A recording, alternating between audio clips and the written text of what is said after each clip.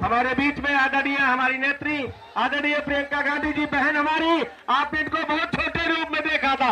10 वर्षों की उम्र में जब ये थी तब राजीव जी के साथ आई थी यहाँ पर, और आज इसके बाद इन्होंने 1999 में आदरणीय सोनिया जी का चुनाव लड़ा पहली बार, और उसके बाद आप लोगों ने देखा कि अपने जीवन के तरह बसंत इन्होंने आप लोगों के बीच बिताए, और आज हमारे बीच में अपने परिवार की मुखिया की तरह है। आप सभी इनका तालियों से स्वागत करें प्रियंका जी का। हम एक नारा केवल देना चाहते हैं, आप लोग बोलिए प्रियंका जी संघर्ष करो, प्रियंका जी संघर्ष करो। अब आप लोगों के बीच में मैं आदरणीय केएल शर्मा जी को चाहूंगा कि अपने वक्तव्य रखें। भैया नमस्कार कि इस मीटिंग में आप लोग आए उसका मैं आभार व्यक्त करता हूं, और साथ ही क्योंकि आज गर्मी भी बहुत है तो कोशिश किया कि एकदम टाइम से आपके बीच में पहुंचे, फिर भी लेट ही हो जाता है। तो मैं तो सबसे पहले मैं गांधी परिवार का विशेष रूप से प्रियंका जी का आभारी हूं कि उन्होंने आपके बीच के कार्यकर्ता को एक यहाँ से प्रत्याशी बनाया, और जब इन्होंने प्रत्याशी बनाया रात में मेरे को सूचना दी। भैया शांत हो जाइए सारे लोग, पहले सारे शांत हो जाइए, बात सुनिए। तो जब इन्होंने रात में मेरे को फैसला सुनाया कि आपको लड़ना है, तो मेरा पहला वाक्य था कि जनता तो आपके लिए तैयार है, आप लड़िए। इन्होंने कहा कि नहीं, ये फैमिली का फैसला है और आपको लड़ना है। और ये मैं उस दिन बड़ा भावनात्मक हो गया कि जिस आदर्श पुरुष को के साथ मैंने काम किया राजीव जी के साथ, कि आज वही कॉन्स्टिट्यूंसी को मेरे को सेवा करने का मौका मिल रहा है। तो ये सेवा का भाव जब हम 1983 में आए थे तो राजीव जी से मैंने सीखा कि एक एमपी किस तरह जनता के बीच में हीरो होता है, नेता कैसे होता है। तो मैंने राजीव जी के अंदर वो छवि देखी। मैं अपनी किस्मत समझता हूँ कि इतनी बड़ी कॉन्स्टिट्यूंसी, इतनी बड़ी जिम्मेवारी, इतनी बड़ी अमानत मैं संभालूंगा कैसे। हौसला दिया प्रियंका जी ने कि हाँ आप लड़ो, मैं आऊंगी आपको लड़ाने के लिए। और उसके बाद मेरे को नॉमिनेशन में, एक मिनट भैया शांत हो जाओ तो फिर बात कर लेंगे। तो नॉमिनेशन में आई, आशीर्वाद प्रदान किया, और आपको जो इन्होंने आदेश किया कि हम किशोरी को आपके बीच में भेज रहे हैं, तो आपने भी मेरे को दिल से कबूल किया, क्योंकि मैं आपके 20 से 41 साल से आपके बीच में सेवा कर रहा हूँ। तो क्योंकि अभी और चीज़ें प्रियंका जी आपके बीच में हैं, ये बोलेंगी, लेकिन मैं आपको एक वचन देता हूँ कि ये जो अमानत जिनकी है, उस अमानत को ख़यानत नहीं करूँगा, उसके अंदर सच्चे दिल से सेवा करूँगा, जिस तरह गांधी परिवार आपकी सेवा करता था। मौका नहीं दूंगा शिकायत का। अगर शिकायत होगी भी तो मेरे ऊपर प्रियंका जी हैं, तो आपको खुला वो इनका भी दरवाज़ा खुला मिलेगा। ये मेरे को इनको जानती हैं, मेरे साल से इनके साथ भी 99 से अभी तक काम कर रहा हूँ। ये मेरे को जानती भी है कि अभी मैं निरंकुश होता हूँ तो कैसे अंकुश लगाया जाता है, तो ये जानती है अच्छी तरीके से। तो ये अंकुश भी लगाना जानती हैं, अगर लिबर्टी देना जानती है। और मैं कोशिश करूँगा कि तन मन धन से आपकी मैं सेवा करूँ। अब मैं प्रियंका जी को आमंत्रित करूँगा कि आपके भाषण। बहनों और भाइयों, बहुत समय से आप इंतजार कर रहे हैं। खासतौर से मेरी बहनें, आपको घर जाके काम भी करना पड़ेगा, इसलिए ज्यादा कष्ट नहीं दूंगी। कुछ सीधी सीधी बातें हैं जो आपसे करनी है। सबसे पहली तो ये कि आज देश में आपको मोटे तौर पे आपको दो चीजों को समझने की बहुत जरूरत है। सबसे पहले कि आपके जीवन में जो परिस्थितियां हैं वो क्या है, आप जानते हैं कि महंगाई इतनी बढ़ चुकी है कि बहुत मुश्किलें हैं। चाहे गैस का सिलेंडर हो, मिट्टी का तेल हो, चीनी हो, दाल हो, कुछ भी हो। आज आप दुकान जाती हैं खरीदने के लिए तो आधी चीज छोड़ के आ जाती हैं, क्योंकि महंगाई इतनी है कि आप सोचती हैं कि चलो बाद में ले लेंगे, अगर ज्यादा जरूरी नहीं है इस बार छोड़ देते हैं, है कि नहीं। और इस महंगाई के जमाने में अपने बच्चों की परवरिश करना, बच्चे बीमार होते हैं तो इलाज करना, डॉक्टर के पास ले जाना, किसी का बच्चा हो रहा है उसको डॉक्टर के पास ले जाना, ये सब चीजें भी महंगी है और मुश्किल बहुत है। और जब जब कोई संकट आता है परिवार पे तो घबराहट बहुत होती होगी कि किस तरह से इसका सामना करेंगे। इसी तरह से आप जब मेहनत से बच्चों को पढ़ाते हैं, बच्चे बड़े होते हैं, लेकिन पढ़ लिखने के बावजूद रोजगार नहीं मिल रहा है और घबराहट होती है। ऊपर से किसान खेती से कमा नहीं पा रहा है। आज जो परिस्थितियां हैं वो पहले जैसी नहीं है, क्योंकि जो खेती के सामान है सब पे जीएसटी है। जीएसटी टैक्स आप हर सामान पे देते हो, तो इसका मतलब है कि हर चीज महंगी हो गई है। पेट्रोल डीजल भी महंगा है, जो खेती के सामान है उस पे टैक्स है वो महंगा है। ऊपर से आवारा जानवर, आवारा पशु आता है, रात को खेती चर जाता है, आपको रात को भी पहरेदारी करनी पड़ती है। खेत पे मचान लगाकर पूरी रात बैठते हो, पहरेदारी करते हो कि खेत न खा जाए। बेरोजगार बच्चे तमाम हैं। आज देश में 45 सालों में सबसे ज्यादा बेरोजगारी है। 70 करोड़ लोग बेरोजगार हैं। 30 लाख पद खाली पड़े हुए हैं। सारे नौजवान तमाम, चाहे गरीब से गरीब परिवार के ना हो, सब शिक्षित हैं आज के दिन। क्योंकि अब वो जमाना गया कि जैसे ही बच्चा बड़ा होता था खेती में उससे काम करा देते थे या कहीं मजदूरी पे भेज देते थे। आज सब चाहते हैं कि बच्चा शिक्षित हो, अच्छी पढ़ाई हो जाए, ताकि अच्छा रोजगार मिले और भविष्य में पूरे परिवार की देखभाल कर पाए।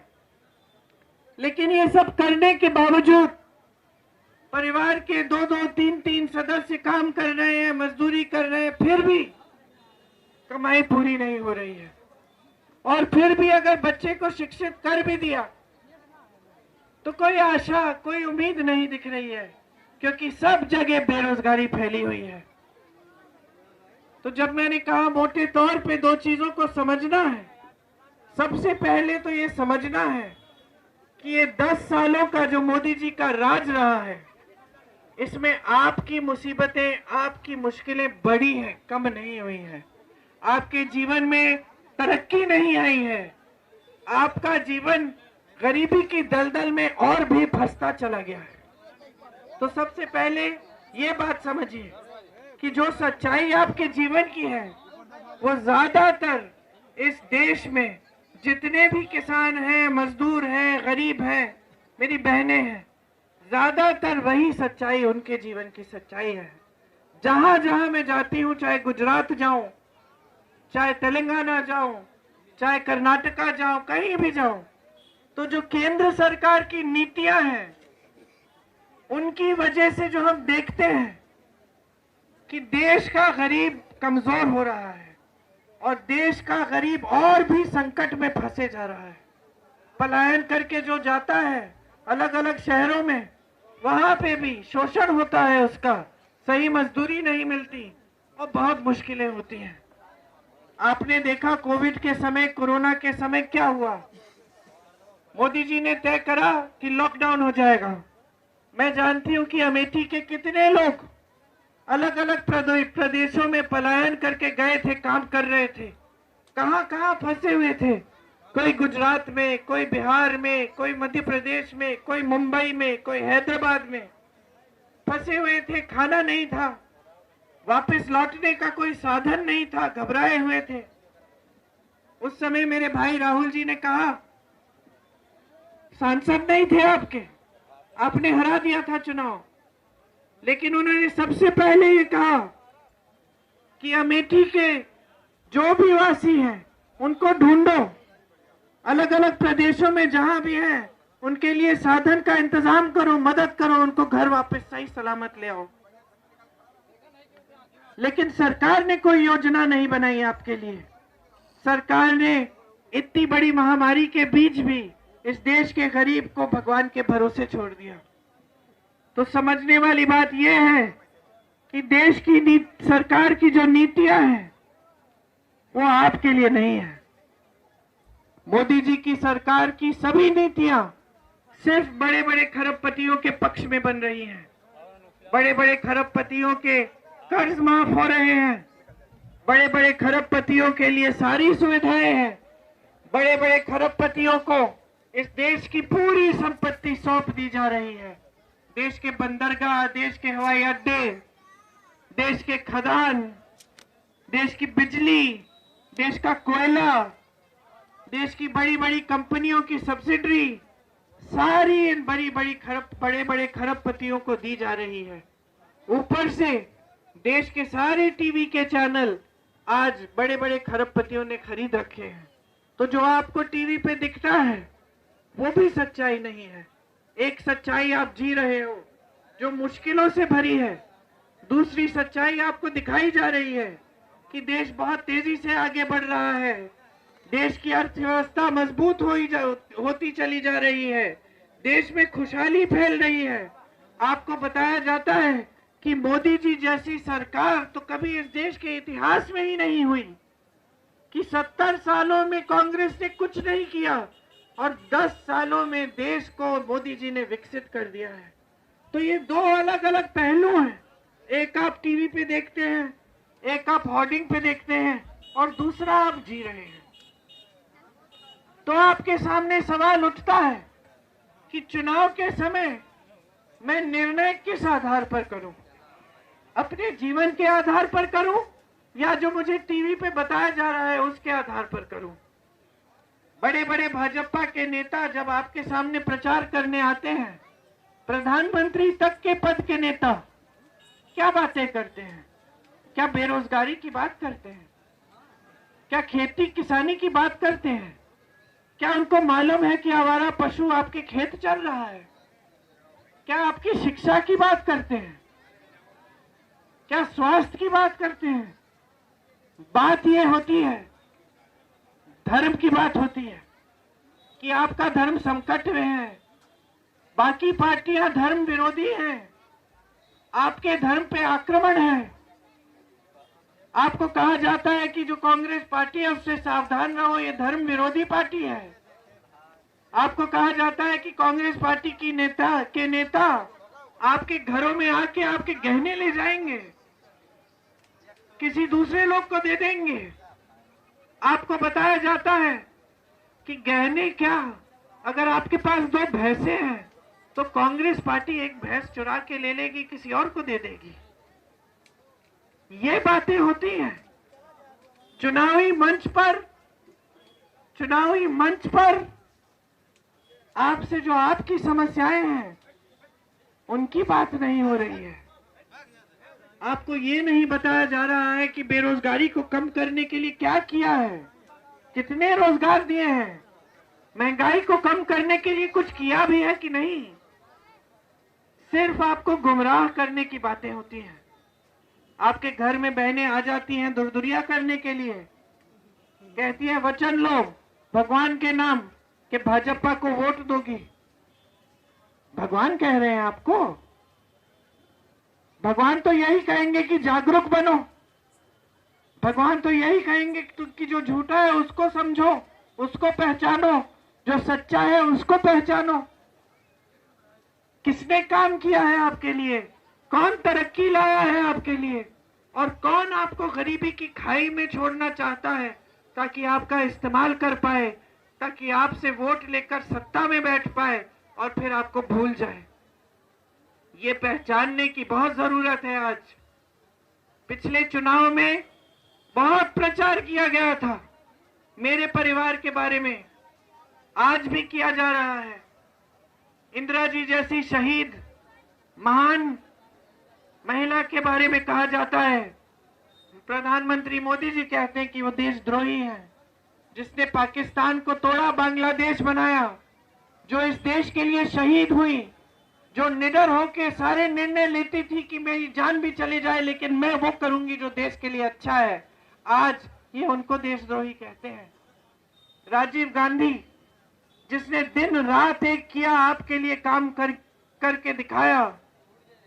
यहाँ अमेठी क्षेत्र में बड़े बड़े उद्योग लाए, कितना विकास किया कि पूरा देश देखता था अमेठी की तरफ कि ये प्रधानमंत्री का क्षेत्र है। वो इस देश के लिए शहीद हुए, तो आपके बड़े जो यहाँ बुजुर्ग बैठे हैं रोए, उनको दुख हुआ कि उनका एक भाई, उनका एक बेटा शहीद हो गया था। आज उस शहीद बेटे को भी ये देशद्रोही बोलते हैं। हमने परियोजना शुरू की यहाँ की महिलाओं के लिए, तमाम महिलाओं का फायदा हुआ। उन्होंने कहा कि हमने परियोजना इसलिए शुरू की कि आपकी जमीन लूटने के लिए। कौन सी जमीन लूटी है? कौन सी जमीन है हमारी? यहाँ पुश्तों से हम आपके लिए काम करते चले आ रहे हैं, सेवा करते चले आ रहे हैं। एक शहीद हुआ, दूसरा खड़ा हुआ, दूसरा शहीद हुआ, मेरी माताजी खड़ी हो गई, वो आपकी सांसद बनी। उसके बाद मेरे भाई आपके सांसद बने। काम का प्रमाण आपके आंखों के सामने है। जहां जहां आप अमेठी में आज भी उद्योग देखते हैं, वो किसने खोला? भाजपा ने एक भी नहीं खोला। एक भी ऐसा विकास का काम नहीं किया जो आपके सामने लाकर उसके नाम पर आपसे वोट मांग सके। इसीलिए चुनाव के समय यही फिजूल की बातें हैं, यही आपको आपस में लड़ाना झगड़ाना, यही धर्म के नाम पर आपसे वोट लेना, आपको गुमराह करना। मैं सिर्फ ये कहने आई हूं, पहचान लो, जागरूक जनता हो, हमेशा रहे हो। आजादी के समय से सारे आंदोलन यही इन क्षेत्रों में शुरू हुए। किसान खड़ा हो जाता था अंग्रेजी साम्राज्य के खिलाफ। गरीब था, कुछ नहीं था, जो आज गरीब के पास है उतना भी नहीं था, लेकिन खड़ा हो जाता था।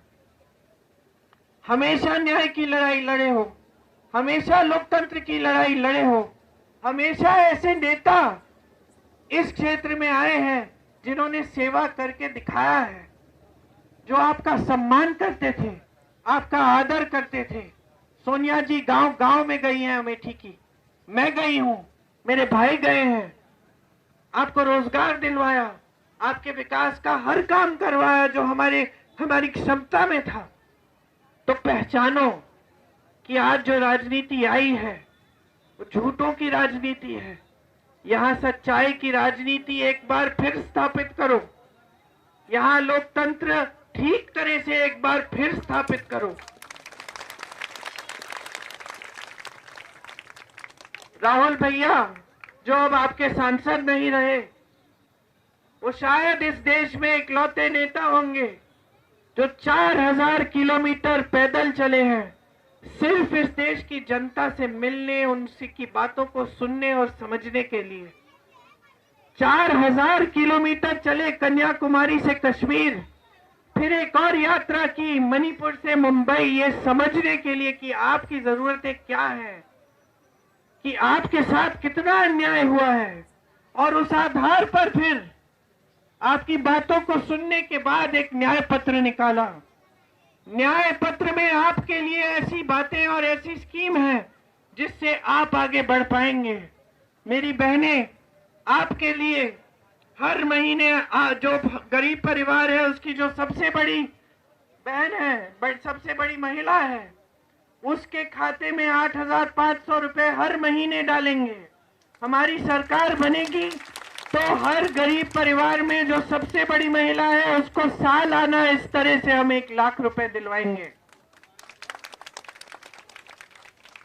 महिलाओं को सरकारी जो पद है उनमें से सारे आधे पद महिलाओं को दिए जाएंगे।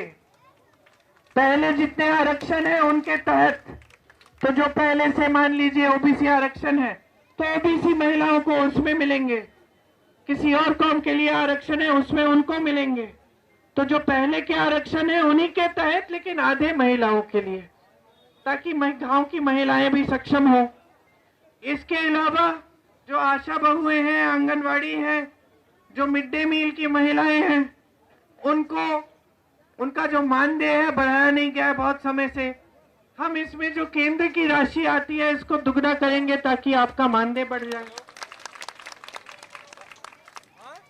हम जो स्नातक पास बच्चे हैं उनके लिए 1 लाख सालाना की पहली नौकरी पक्की देंगे, जिससे आपका हुनर बढ़ेगा। नौजवानों के लिए 5,000 करोड़ रुपए का फंड लाएंगे, ताकि आप छोटे कारोबार, दुकान, अपनी चीज खोलना चाहें तो आपको सुविधा होगी। पेपर लीक के खिलाफ सख्त से सख्त कानून लाएंगे। किसानों के लिए हर खेती का सामान जीएसटी से मुक्त करेंगे। किसानों के लिए स्थायी कर्ज माफी का आयोग बनाएंगे। किसानों के लिए जो आपको मुआवजा नहीं मिलता, भुगतान नहीं मिलता जब खेती खराब होती है, ओले की वजह से, बारिश की वजह से, वो भुगतान 30 दिनों के अंदर अंदर आपको मिलेगा। और न्यूनतम समर्थन मूल्य जो आपको आज अपनी उपज के लिए नहीं मिलता, वो कानून बनाएंगे हम कि जो भी सरकार आए कानून के तहत आपको देना ही पड़ेगा। पूरे देश भर में मजदूरी की दिहाड़ी हम न्यूनतम 400 रुपए बनाएंगे, ताकि इससे कम कोई दे ना पाए, आपका शोषण ना हो पाए। ये सब चीजें हम क्यों ला रहे हैं? क्योंकि हम देख रहे हैं कि 10 सालों से मोदी जी राज कर रहे हैं और देश की सारी संपत्ति बड़े बड़े खरबपतियों को मिल रही है, देश के गरीब को कुछ नहीं मिल रहा है। जब हम ये सब कहते हैं तो मोदी जी और उनके नेता चिल्लाने लगते हैं, चीखने लगते हैं, कहते हैं कि अर्थव्यवस्था ठप हो जाएगी, ये लोग झूठ बोल रहे हैं, पैसे नहीं है। हम पूछते हैं कि अगर गरीबों का पैसा है, देश की संपत्ति है, और हम उसको एक बार फिर गरीबों के हाथों में देना चाहते हैं, तो तुम चीख रहे हो, चिल्ला रहे हो। और जब बड़े बड़े खरबपतियों के लाखों करोड़ कर्ज आपको माफ करने होते हैं तो आप माफ कर देते हैं। उस समय आप नहीं रोते कि अर्थव्यवस्था ठप हो जाएगी, पैसे नहीं है। तो सच्चाई समझिए, यहां से पूरे देश को संदेश भेजिए। एक कार्यकर्ता है किशोरी जी, 40 सालों से आपकी सेवा की है, इस पूरे क्षेत्र में गांव गांव को जानते हैं। मैं उस गांव में चली जाऊंगी, बोलूंगी यहाँ का नेता कौन है, क्या किया है, किस जमाने में सड़क बनी थी, सब कुछ बता डालेंगे मुझे कि ये सड़क बनाई थी राजीव जी ने, ये बिजली का खंभा फिर बाद में सोनिया जी का लगवाया गया है, ये नल किसी और ने लगवाया, सब कुछ बता देंगे। 40 साल के लिए सेवा का, समर्पण का इन्होंने आपके साथ रिश्ता बनाया। आज इनको जिताइए। और भाजपा के बड़े बड़े नेता जो यहाँ आते हैं आपको फुसलाने के लिए, आपको गुमराह करने के लिए, उनको सबक सिखाइए। वो आपके लिए नहीं आए, यहाँ आपकी सेवा करने के लिए नहीं आए।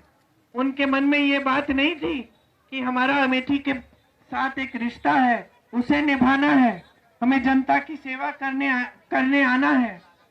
एक ही मकसद था, राहुल गांधी के खिलाफ लड़ना है और राहुल गांधी को हराना है, यही एक मकसद था। इसीलिए वो यहाँ आई, आपके विकास के लिए नहीं आई।